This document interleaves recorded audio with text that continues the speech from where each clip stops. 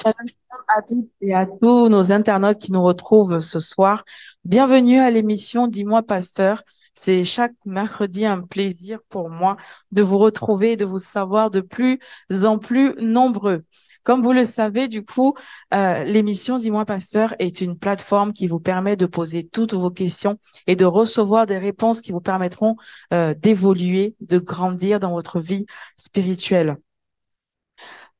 Aujourd'hui, la question qui nous est posée est de savoir, et à laquelle notre invité devra répondre, est de savoir, c'est quelqu'un qui pose la question, hein, Pasteur, ma foi est instable, comment avoir une foi ferme? Pasteur, ma foi est instable, comment avoir une foi ferme? Pour répondre à toutes ces questions, nous avons le pasteur Pascal comme invité ce soir. Shalom, pasteur. Shalom Laure, shalom chers internautes, c'est un plaisir pour moi d'être encore ici ce mercredi. Alors, dans le livre de Romains, chapitre 10, la parole de Dieu déclare, verset 7, la parole de Dieu déclare, la foi vient de ce que l'on entend et ce que l'on entend vient de la parole de Dieu. Alors, la question qui nous est posée est de savoir pourquoi, malgré de nombreuses, malgré le fait que plusieurs personnes se connectent sur Internet, écoutent la parole de Dieu tous les dimanches, pourquoi il y a encore une sorte de foi instable?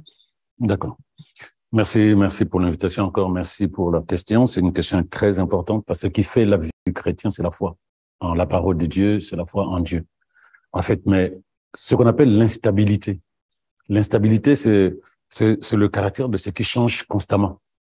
Donc, constamment, la chose change, la personne change. Le matin, tu vois la personne de bonne humeur, l'après-midi, un caractère difficile, soit la tristesse, soit la colère, tu ne comprends pas ce qui s'est passé. Donc, c'est le caractère de ce qui change constamment. Et là, on parle d'une foi instable. C'est-à-dire qu'il y a des moments où la personne est zélée et le jour qui suit, cette personne commence à broyer du noir, commence à douter même de l'existence de Dieu.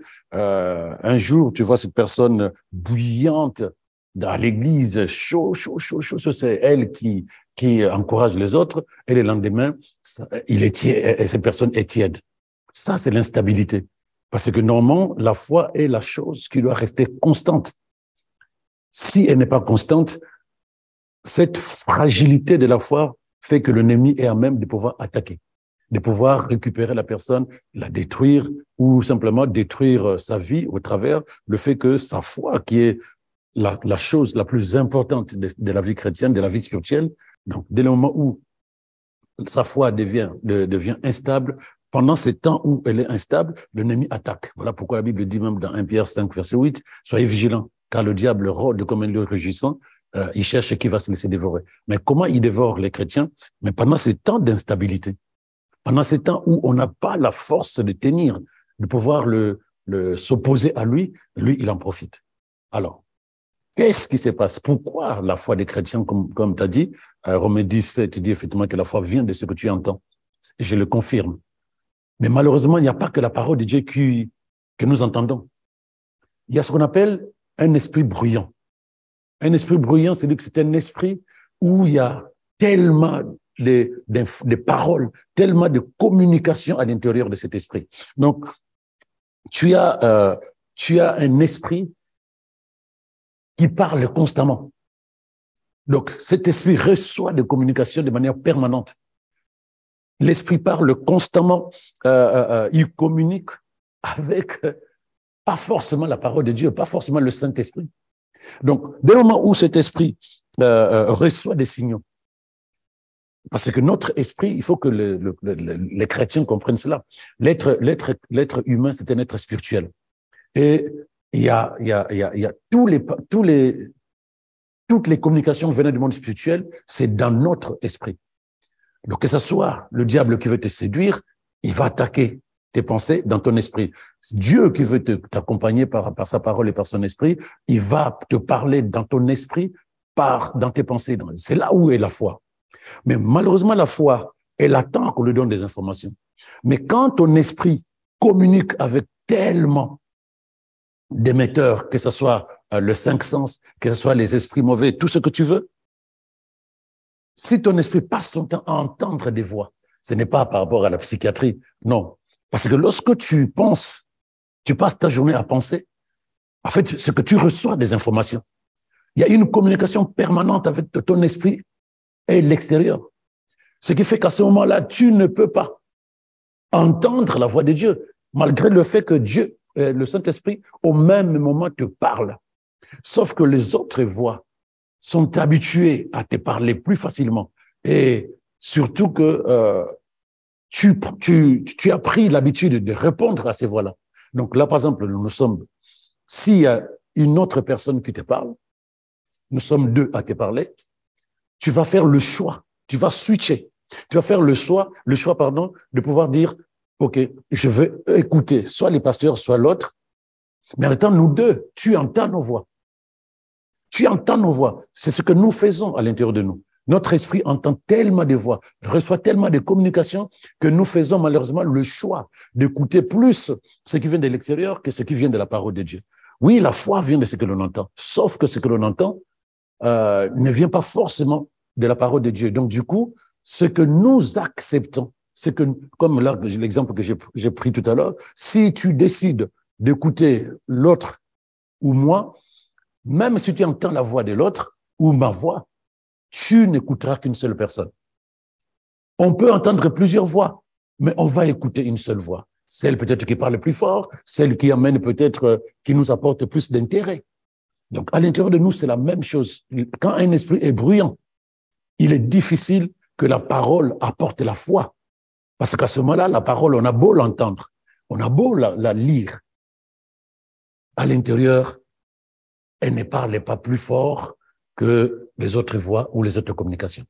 Donc, c'est la raison pour laquelle, malgré que les gens entendent la parole matin, midi, soir, chaque dimanche sur Internet, mais à cause de tout ce qu'il y a comme bruit à l'intérieur de leur esprit, ils ont du mal à développer l'écoute de la parole pour que la parole apporte la foi à l'intérieur d'eux. D'accord. Donc là, je l'entends en fait comme un véritable problème en fait pour C'est avancer. un vrai problème. Pour avancer. Et qu'est-ce qu'il faut faire quand on réalise qu'on est dans cet état-là? Qu'est-ce qu'il faut faire pour en sortir?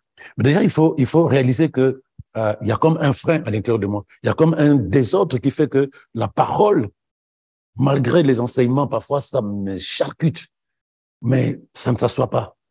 Parce qu'en fait, quand tu entends, tu mets en pratique. Sauf que quand tu entends, il y a d'autres voix qui prennent le dessus sur ce que tu as entendu. C'est comme ce que Jésus dit, les ronces, les épines, il n'y a pas que les soucis. Donc, la première des choses, il faut apprendre à contrôler tes pensées. C'est capital. Nous sommes capables de contrôler nos pensées. Il faut apprendre à contrôler, à nous détourner notre esprit de ces choses-là. Si on ne le fait pas, on va malheureusement obéir à d'autres voix qu'à la voix de l'esprit dans la parole de Dieu. Donc, c'est capital. Lorsqu'on sait qu'on a un souci, ma tête ne se repose pas. Je pense tout le temps, je pense à des choses, j'ai des images, j'ai des pensées qui ne cadrent même pas avec la parole de Dieu. Il me faut d'abord régler ces problèmes. Sinon, j'écouterai la parole, mais ça ne va pas prendre place, malheureusement. D'accord. Moi, j'ai quelqu'un en fait qui m'a un peu présenté ce problème et qui me dit mais sans cesse, les pensées viennent à moi sans cesse. Je pense sans cesse et ça devient un peu comme une sorte de désordre à l'intérieur de moi. C'est un vrai désordre. Une sorte de tohu. Oui, maintenant, du coup, comment exactement et précisément, parce que du coup, il y en a qui nous regardent et qui peuvent se retrouver dans ce problème-là avec plusieurs pensées à l'intérieur d'eux et pas forcément des pensées qu'ils génèrent eux, des pensées qui viennent à eux comme ça. Comment sortir de là exactement? C'est comme je le disais, l'esprit humain, c'est comme un téléviseur qui reçoit des chaînes. Quand tu as la télécommande, tu es capable de choisir la chaîne que tu veux. Mais entre-temps, les autres chaînes continuent à émettre. Mais c'est toi qui choisis la chaîne que tu veux. La Bible nous dit que nous sommes capables de contrôler les pensées qui nous arrivent. Surtout même ces pensées que nous n'avons pas cherchées. Donc, quand il dit dans le Proverbe 4, verset 23, « Garde ton cœur », cela signifie simplement que nous sommes capables.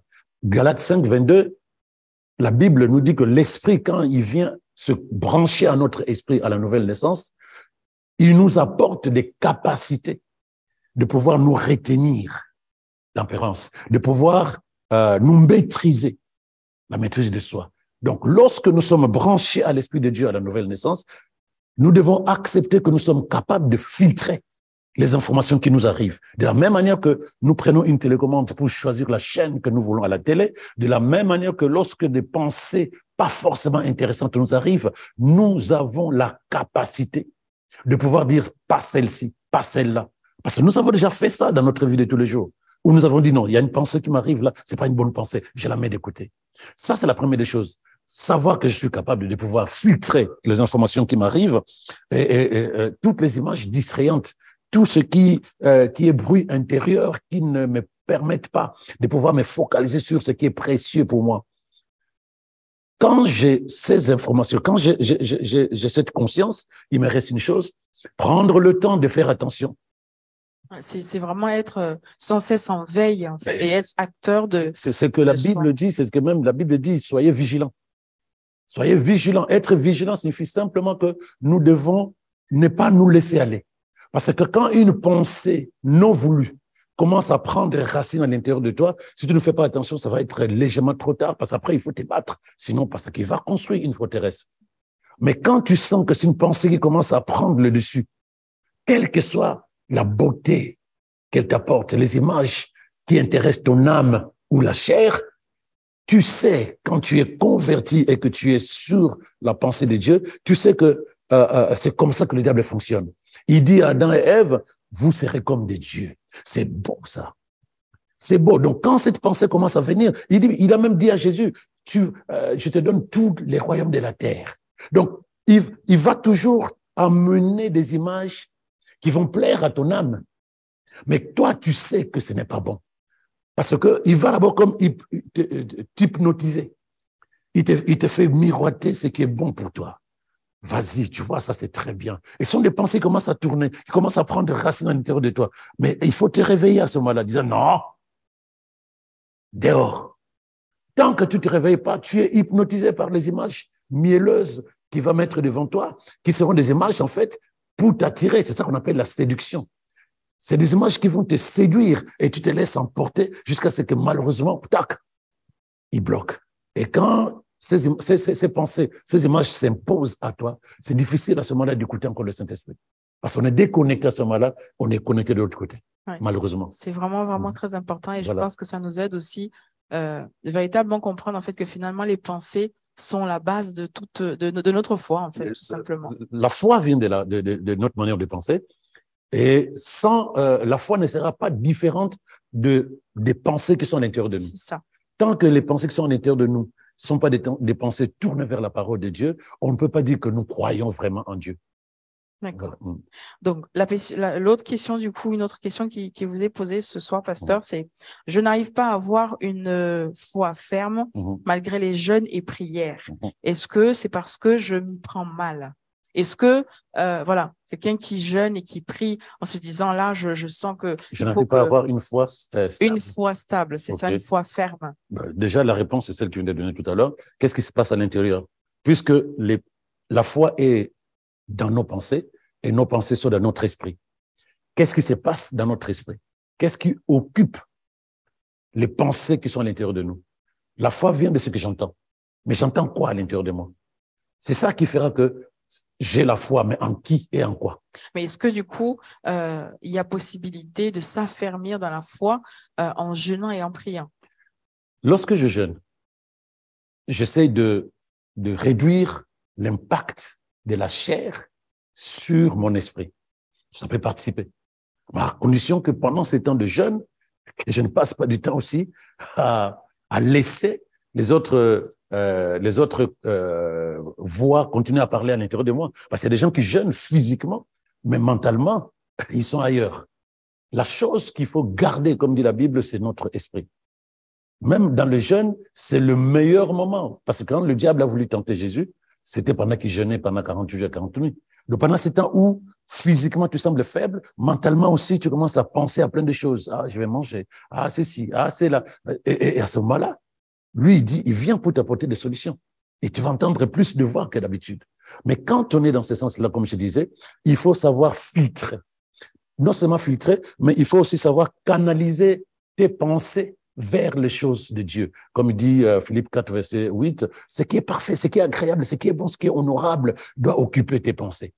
Donc, nous sommes appelés à nous exercer, à nous entraîner à contrôler nos pensées. C'est possible.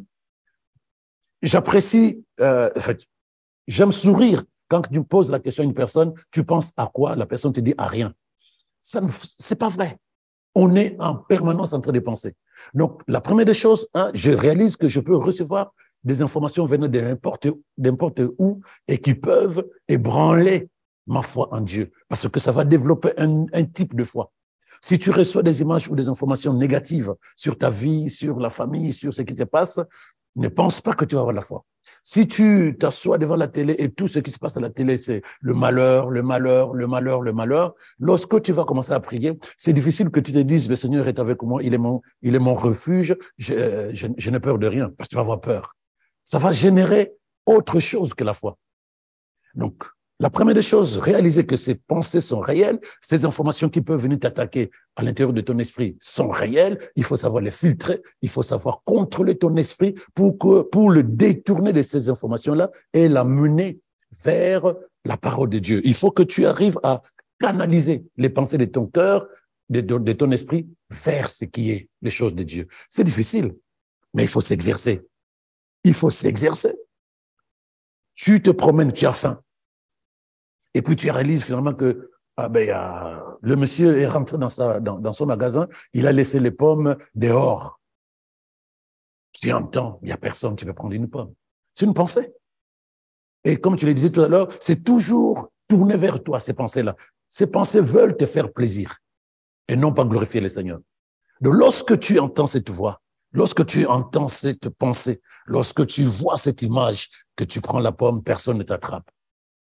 Tu as deux possibilités. Tu obéis ou tu dis non. Béni sois-tu, Seigneur, toi qui pourvois tous mes besoins. Je ne mourrai pas sur le chemin, je vais arriver à la maison, je trouverai ne fût qu'un pain et je vais manger. À quel moment tu décides de prendre, à quel moment tu décides de ne pas prendre? C'est ça qu'on appelle le contrôler. Mais si tu n'arrives pas à prendre la pomme, c'est que tu as contrôlé tes pensées. Et nous pouvons le faire dans tous les domaines de notre vie parce que tout est à l'intérieur. Quel que soit ce que le diable ou les esprits mauvais amènent en termes de séduction à l'intérieur de tes pensées, tu es capable de décider. C'est là où nous avons une responsabilité. Décider.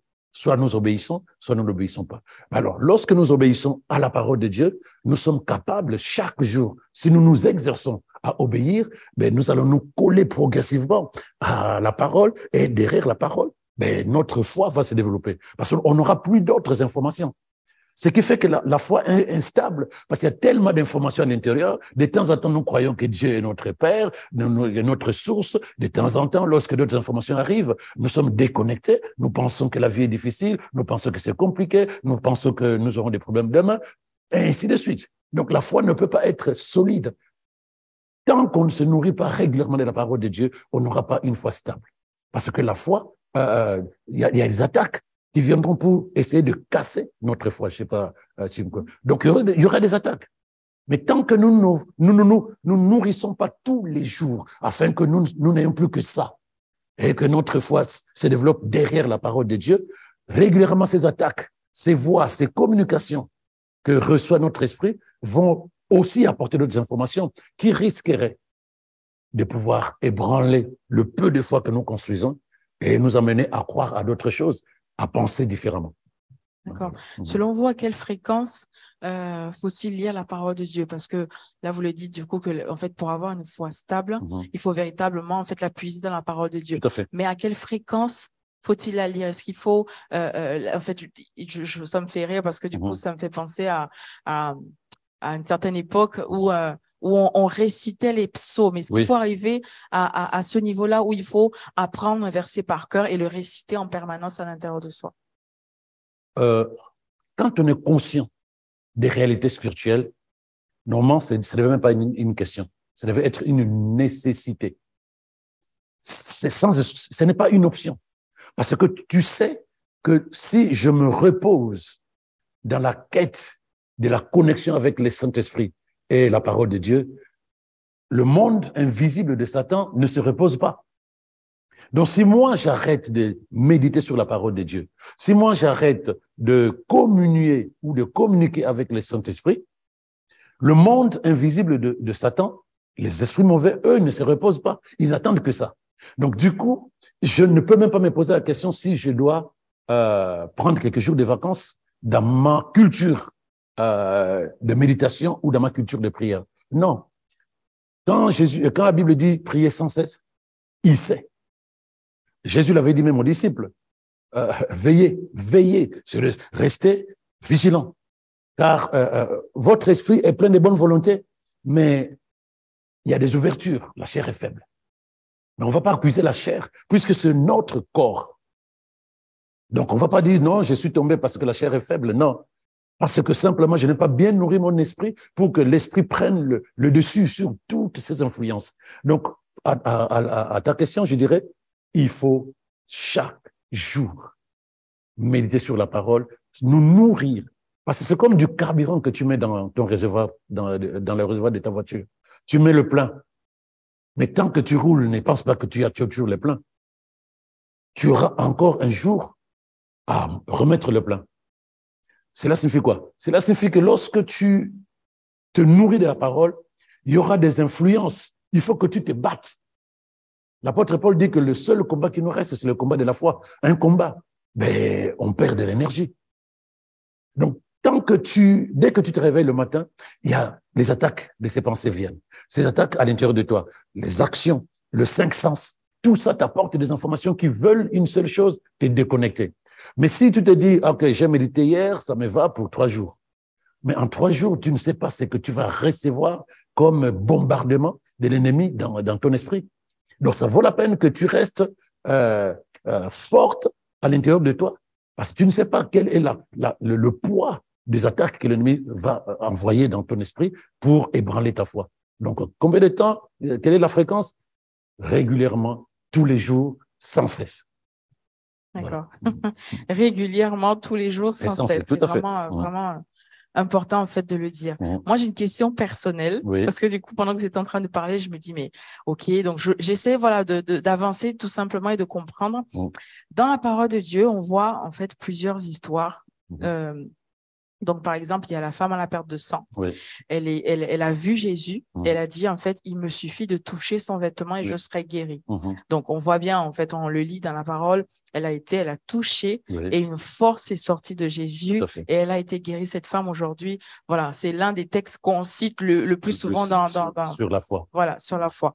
Il y a également la fille de Jairus, si je dis pas qui était morte. Et Jairus est venu chercher Jésus parce qu'il savait que c'était la personne qui était sa solution à ce moment-là. Donc, il a appelé Jésus, Jésus est venu et cette fille-là, elle a été ressuscitée en quelque sorte. Il y a le centenier romain qui se dit, bon, moi, je ne suis pas digne de te recevoir chez moi. Quand il parlait à Jésus, il dit, je dis juste une seule parole et je sais que mon serviteur sera guéri. Il y a tous ces passages-là, en fait, qui, moi, aujourd'hui, me dit, mais il y a des choses, mais des choses vraiment intéressantes et grandes à faire avec Dieu. Mais pourquoi? Parce que là, on le voit dans la Bible. Ça semble éloigné, ça semble un peu lointain. Pourquoi on ne voit plus de tels exploits dans l'Église aujourd'hui? En fait, rien n'a changé. Hébreux 13, verset 7, il dit que Jésus-Christ est le même, hier, aujourd'hui et éternellement. Il est esprit. L'esprit n'a pas changé. L'esprit est le même. C'est lui qui était en Jésus, qui lui a permis d'apporter le surnaturel dans la vie des gens. C'est lui qui a permis à ces gens-là de pouvoir recevoir de Jésus. Mais il y a une chose que nous, on n'a peut-être pas perdue, qu'on néglige. Avoir la foi en Jésus, c'est avoir confiance en Dieu. Avoir confiance en Dieu. La foi, c'est une confiance. La foi, c'est une confiance. Quand tu n'as pas confiance en quelqu'un, tu auras du mal à prendre sa parole en l'état, sans réfléchir. Mais aujourd'hui, la difficulté, c'est ça. Nous avons tellement de solutions dans notre vie moderne que on ne dépend plus à 100% de Dieu. Donc, du coup, on se dit, OK, je vais prier. Je suis croyant. Si ça ne marche pas, on est déjà programmé. Si ça ne marche pas, je sais ce que je vais faire. Mais on est convaincu que Dieu existe, que sa parole Et là, vérité entre guillemets, mais on n'est pas totalement lié à cette parole pour se dire, je n'ai que ça. Parce que cette femme a dit, je n'ai que lui. Il passe, c'est fini pour moi. Jairus a dit la même chose. J'ai vu le médecin avant la mort de ma fille. J'ai vu tous ces gens-là qui sont venus prier ou bien faire des incantations pour que rien du tout. On m'a dit, cette personne de Jésus-là, ces rabbins-là, ressuscite les morts. C'est lui seul. Donc, il faut que nous arrivions à nous dire, il n'y a que la parole. Ça, c'est ce qu'on appelle avoir confiance en Dieu. Mais aujourd'hui, les gens qui sont dans les églises, est-ce qu'ils ont confiance en Dieu?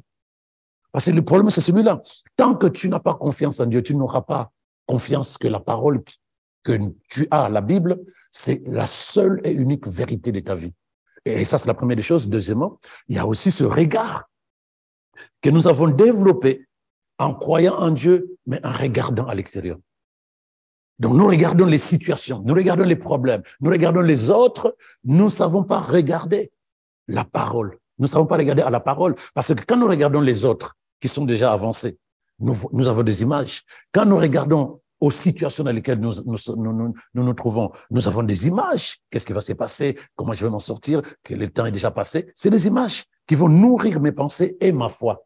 Et avec des images négatives, on ne peut pas croire en Dieu. Avec des images de peur, on ne peut pas arriver à toucher le surnaturel qui est dans la parole. Donc, il me faut apprendre encore à me nourrir de la parole de Dieu. Encore et encore jusqu'à ce que toutes ces images négatives disparaissent. Et je n'ai plus que les images ou ce que la parole amène dans mon esprit. Il faut que, en fait, les chrétiens ne savent plus ou ne savent pas ou n'ont jamais su que l'être humain est spirituel et que toute sa vie commence dans le spirituel. On a lu ça, mais c'est pas une conscience. Tant qu'on n'est pas convaincu que notre réalité est d'abord spirituelle, on aura toujours du mal à comprendre que nous sommes impactés par les choses invisibles. Parce que même la parole de Dieu, elle est invisible mais réelle. Donc, à ta question, la seule réponse, c'est à cause de ce fait que notre monde moderne a de moins en moins confiance en Dieu. On ne peut pas avoir confiance en la parole de Dieu si on n'a même pas confiance en lui. On ne le dit pas à haute voix. Et ensuite, on est de moins en moins intéressé par la parole de Dieu. Mais c'est tout est dans la parole, si je me permets. Tout est dans la parole. Si on ne prend plus le temps de méditer sur la parole, comment va-t-on apprendre à vivre la vie de Dieu? Que ce soit Jairus, que ce soit le centurion, ou que ce soit la femme qui avait la perte de sang, ces personnes ont regardé à quelqu'un qui s'appelle Jésus. Ils ont regardé à Jésus, ils ont tourné leur regard vers Jésus. Ils ont oublié leurs problèmes. Ils se sont dit, c'est lui et lui seul. Aujourd'hui, on n'a pas un Jésus physique, mais on a un Jésus spirituel, la parole. De lorsqu'on me dit, comme un GPS, lis la parole. Quand tu mettras scrupuleusement en pratique la parole, tu verras ce que tu auras. Si je le fais textuellement, tel que on m'a dit, il n'y a aucune raison que je ne vois pas les choses se manifester. Surtout si j'ai pris le temps de filtrer les mauvaises pensées pour qu'ils ne viennent pas encore me déranger. J'ai pris le temps d'enlever les images négatives qui vont me faire comprendre que non, ça ne marchera jamais, toute cette manière de penser. Donc, si je me dis, il n'y a rien d'autre, esprit, âme, corps, je suis en phase avec la parole, il n'y a aucune raison que ça ne marche pas. Donc, le problème, c'est que nous devons vraiment reprendre à prier, à lire la parole de Dieu comme ces gens-là. Nous, on a des télés, on a des voitures, on a tout, mais on n'a plus le temps pour la parole de Dieu. Ah, donc la parole et encore la parole. Il y a des jeunes là comme ça qui nous suivent, je suis sûre, des jeunes de 15 ans, 16 ans qui nous suivent et qui sûrement passent aussi par ces moments-là de foi instable, un coup ça va, un coup ça va pas. Est-ce que le fait qu'une foi soit instable est peut-être aussi dû à ce qu'on entend? Bon, de toute façon, la parole de Dieu le dit, la foi vient de ce que l'on entend. Est-ce que des chansons mondaines peuvent être du coup la cause, on va dire la cause, voilà, d'une instabilité. Il n'y a pas que les chansons mondaines. Bon, chansons mondaines, il parle de quoi? Parce qu'il faut qu'il y ait un message qui vienne vers moi. Elle parle de quoi, ces chansons Mais de toute mondaines? façon, de nos jours, on entend un peu de tout. Je sais pas, je suis un zombie. On entend, il y a et la mélodie est tellement bien que, mais du coup, des fois, on passe à côté des Oui, paroles. Mais voilà, il y a tellement de choses. Je meurs. Il y a tellement de oui. choses en fait Je qui vais mourir véhiculent. pour toi, je Voilà, c'est t'aime ça. trop, que je... Qui véhiculent Voilà. la mort, Oui, et mais toutes ces je le choses répète, négatives. il n'y a pas que les chansons qu'on entend, il y a aussi ce qu'on regarde. Il y a aussi les gens qu'on écoute, les relations humaines. Donc, avec qui je suis ami. Les chansons, si je dois commencer par là, les chansons, il faut juste te caler sur ce verset que tu as pris comme introduction, Romains 10, verset 17. La foi vient de ce que j'entends. Pourquoi? Lorsque je sais que ça va impacter ma façon de penser, pourquoi je laisse ces chansons impacter mes pensées? Même si la mélodie est intéressante. Mais c'est n'importe c'est quoi. Des fois, c'est juste inconsciemment aussi, et c'est parce que c'est à l'ère du temps et c'est C'est ce moderne. que j'ai appelé tout à l'heure être hypnotisé. Être hypnotisé, c'est on est impacté par... Parce que quand on parle des mélodies, ce n'est pas l'esprit, on parle de l'âme. Ça plaît à l'âme. Mais mon esprit me dit, fais attention. Ce n'est pas la mélodie que tu es en train d'intégrer dans tes pensées. La mélodie, ce n'est pas ça. La mélodie, c'est pour faire plaisir à ton âme. Mais malheureusement, derrière la mélodie, il y a un tuyau qui se positionne pour emmener, véhiculer le vrai message. Et c'est ce message-là qui va impacter ta façon de fonctionner. Donc, ça vaut la peine. Au lieu d'être hypnotisé par la mélodie, tu te dis non, non, non, non, la chanson-là est dangereuse pour moi. Pareil aussi pour le film. Pareil aussi pour ce que dit tout le temps un collègue de classe ou du travail. Ben écoute, mais pourquoi j'ai besoin de me focaliser sur ça? Parce qu'à force d'entendre, ça va impacter inéluctablement ta façon de penser. Prenez pas ça à la légère, les amis. Tout ce que tu entends va impacter ta manière de penser et va impacter ta foi et ta manière d'agir. Donc, que ce soit des chansons, que ce soit la télé, ce qu'on appelle les chansons mondaines, la mélodie est bonne. La musique est superbe, c'est ton âme. Mais maintenant, qu'est-ce qu'il y a derrière ce message? Qu'est-ce qu'il y a derrière cette chanson qui va impacter tes pensées et tes pensées, ta foi et ta foi, ta vie? C'est ça qui doit t'intéresser. Tu n'as qu'une seule vie. Fais attention. Une seule vie. Fais attention. Ouais, j'allais juste même rajouter, il y a des films d'horreur, il y a des films Oui, il y sanglants. a des gens qui aiment ça sans Mais c'est juste un film, de toute façon, c'est juste un film. Ouais. Mais est-ce que du coup, c'est autorisé ou pas? Ben, je ne sais pas. La Bible dit tout m'est permis, mais tout n'est pas utile. Pourquoi je suis ce film d'horreur où il y a plein de sang? J'excite mon âme dans ces choses-là.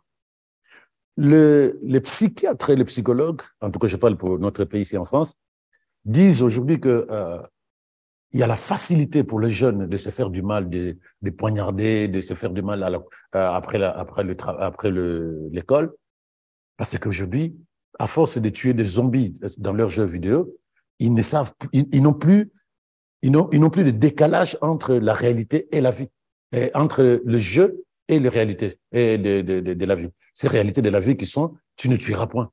Ils ne savent plus faire la différence. Donc, tuer devient facile comme si c'était dans un jeu vidéo. Pareil aussi, quand je suis un film d'horreur, ben, j'excite mon âme pour rien. Qu'est-ce qui m'intéresse? Ben, je ne dis pas que, voilà, je ne sais pas, il y a des gens qui vont dire, ben, qu'est-ce qu'ils racontent les pasteurs? Mais pourquoi je consomme quoi? Pourquoi je consomme quoi? Quel est le but final? Parce que tout ce que je dois consommer, que ce soit en musique, que ce soit mes yeux, que ce soit mes oreilles, c'est moi qui fais le choix. Quel est le but pour lequel je fais ça? Ça m'intéresse. Qui ça intéresse? Mon âme ou mon esprit? Puis je suis esprit et âme. Il faut que je me pose cette question-là. Donc, il y a ça. Il y a ces films, à son temps, je ne sais pas, il y a ces films où matin, midi, soir, par exemple, bon, je ne vais pas citer les noms, allez, ça allait partir, où ces films, ça fait des années que ça se trouve à la télé, et on t'apprend, en fait, les gens sont là pour se faire du mal, de coups fourrés, de mensonges, de coups fourrés, voilà. Mais à force de vivre ces films depuis des années, qu'est-ce qu'on va apprendre? On va se dire, c'est la vie normale. C'est ça le danger. C'est ça le danger. Alors, nous arrivons à la fin du coup de ces moments. Oui. Ça a été vraiment, vraiment intéressant en fait de comprendre que on doit véritablement en fait se focaliser sur la parole de Dieu. Et non, c'est pas vieux jeu de se dire je refuse d'écouter cette musique, je refuse de regarder ce film. C'est tout simplement pour se protéger et pour arriver du coup à filtrer ce qu'on accepte à l'intérieur de soi. On arrive à la fin de ce numéro. Je vous laisse tout simplement parler à ceux qui nous regardent, à nos internautes, et leur dire, en fait, répondre à ce thème, cette question qui nous a été posée. Pasteur, ma foi est instable. Comment avoir une foi ferme? OK, donc il y a deux questions là-dedans. Donc, à partir de ce que nous venons de partager, ma foi est instable, pour la simple raison que l'instabilité arrive lorsque tu ne nourris pas assez ta foi. Et ta foi, si tu veux avoir la foi en la parole de Dieu, il faut nourrir ta foi de la parole de Dieu. Et ce n'est pas une fois tous les dimanches, ce n'est pas une fois tous les vendredis, non. C'est chaque jour, parce que dehors, l'influence des pensées, l'influence de ce que tes yeux voient, l'influence de ce que tu entends, si ce n'est pas la parole de Dieu, ça va développer un type de foi. La peur, c'est un type de foi. La peur signifie simplement que tu as foi en la force de l'ennemi. Tu as foi en la situation dans laquelle tu es, ce que l'ennemi te dit. Donc, tu as foi. Mais si tu veux avoir foi en la parole de Dieu, quelles que soient les situations, il te faut nourrir tes pensées. Il te faut nourrir ton esprit de la parole de Dieu. Ça, c'est la première des choses. L'instabilité vient parce que ta foi n'est pas bien nourrie. Et ta foi ne mange pas autre chose. Je dis, ta foi en Dieu ne mange pas autre chose que la parole de Dieu. Tu ne peux pas aspirer, comme dans les témoignages ou les histoires qu'on a racontées tout à l'heure, qu'est-ce que tu écoutes? Quels sont les rapports humains? Quelles sont les relations que tu as? Qu'est-ce que tu entends tous les jours dans ta journée? Qu'est-ce que tu entends? Qu'est-ce que tu regardes? À quoi penses-tu? Quelles sont les pensées qui remplissent ton esprit? Parce que ces pensées-là, c'est elles qui vont générer ta foi. Donc, si tu n'as pas des pensées tournées vers les choses de Dieu, n'attends pas que tu aies la foi en Dieu. C'est de ça qu'il s'agit.